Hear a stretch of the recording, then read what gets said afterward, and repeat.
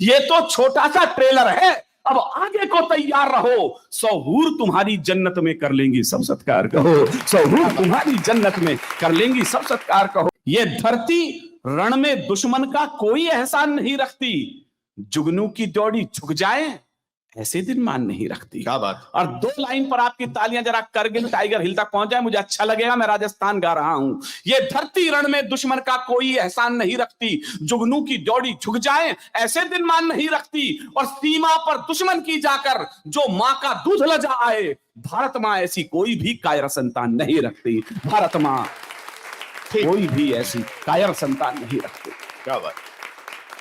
दिल्ली से हमारे बहुत सारे मित्र आए, कहले तुम्हारे राजस्थान में रखा क्या है? मैंने कहा चले जाइए दिल्ली, बॉम्बे, कलकत्ता में सुबह 4 बजे सफेद कुत्तों की चैन पकड़ के घूमती लड़कियां दिखाई देंगी। और चले जाइए कभी चूरू झुंझुनू की सड़कों पर सुबह 5 बजे सेना के लिए कसरत करते तैयार होते हुए जवान दिखाई देंगे। क्या बात, वाह वाह। और जिन लोगों को यह भ्रम है कि राजस्थान में पानी नहीं है, ये दिल्ली के लोग अरुण जैनी हमें चिढ़ाते रहते, तेरे राजस्थान में पानी वानी तो है नहीं। 2 जवाब यदि मैंने ठीक ठीक दे दिया हो तो मैं अपने स्वाभिमान को आपके सामने परोस रहा हूं कि जहां शीशले निज करतल पर युद्ध किया करते हैं, क्या है राजस्थान? पानी तो नहीं है, लेकिन एक चीज है जो पानी से ज्यादा कीमती है। जहां शीशले निज करतल पर युद्ध किया करते हैं और मान के धनी प्राणधन वार दिया करते हैं। अगली लाइन पर मुझे पूरा सभागार एक बार तालियों से हुजूम में उठे। जहां शीशले निज करतल पर युद्ध किया करते हैं और मान के धनी प्राणधन वार दिया करते हैं, राजस्थानी धरा शौर्य की कथा कहा करती है। पानी कम है मगर रक्त की नदी बहा करती है, पानी कम है मगर रक्त की नदी बहा करती है, पानी कम है मगर रक्त की नदी बहा करती है।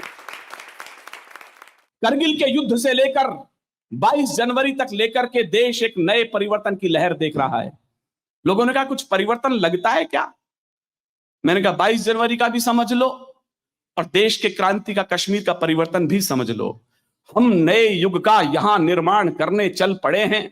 कितने लोग समझेंगे मुझे पता नहीं, मैं इशारा भर कर रहा हूं। हम नए युग का यहां निर्माण करने, 22 जनवरी याद रखना, करगिल का युद्ध याद रखना, और वर्तमान में विनीत चांद कविता पढ़ रहा है, 4 लाइनों में समेट रहा हूं कि हम नए युग का यहां निर्माण करने चल पड़े हैं, राष्ट्र भक्तों का खुला आह्वान करने चल पड़े हैं। और जब तो छिप लो मगर है अंत निश्चित ही तुम्हारा, पार्थ फिर गांडीवले संधान करने चल पड़े हैं, पार्थ फिर गांडीवले संधान करने चल पड़े। 370 हट गई, करगिल में ऐसा हुआ वैसा हुआ, कश्मीर बदला कि नहीं बदला। कुछ लोग बड़े विघ्न संतोषी हैं, कहले कुछ हुआ तो है नहीं, क्या हो जाएगा राम मंदिर बनने से? एक बड़ा घिसा पिटा वाक्य है, रोजगार मिल जाएगा क्या, रोजगार मिल जाएगा क्या? उनका मिल जाएगा। राम मंदिर की सीढ़ी पर कटोरा लेके बैठ जाओ, कुछ ना कुछ मिलेगा जरूर।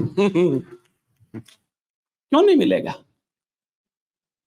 परिवर्तन नहीं हुआ इस देश के अंदर, क्या फर्क पड़ गया केंद्र के परिवर्तन से?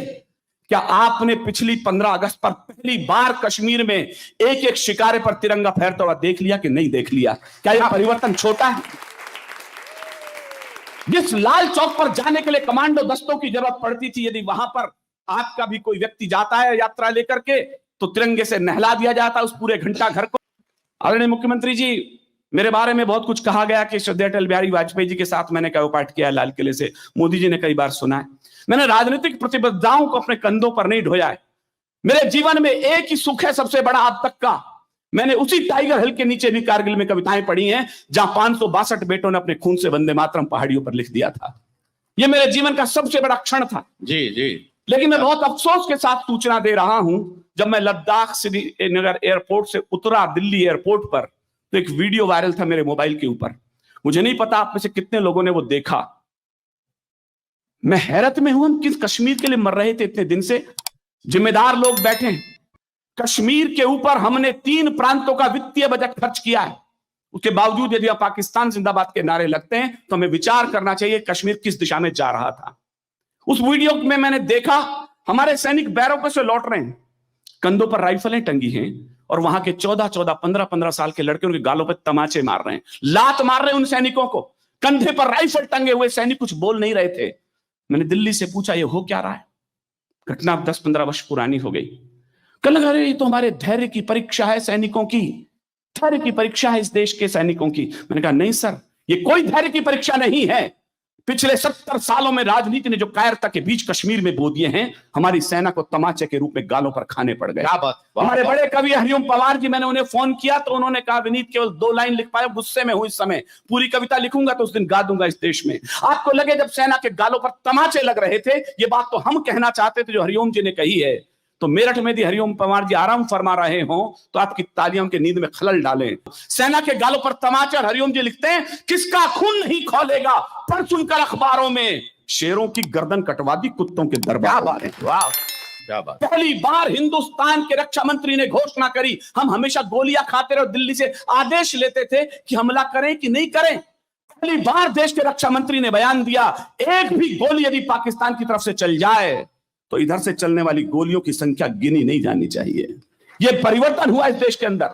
लो, हमने दुम सीधी कर दी इन आतंकी आकाओं की जो उछल रहे थे आड़ लिए इन अलगावी नेताओं की, जिन लोगों ने संविधान रद्दी अखबार बना डाला, कश्मीर को पत्थरबाजी का बाजार बना डाला, उनकी अकल ठिकाने ला दी, उनकी भी चतुराई ने सबकी ऐसी तैसी कर दी इकले मोटा भाई ने। वाह, क्या बात। दुआएं आपने इशारे में बात समझ ली।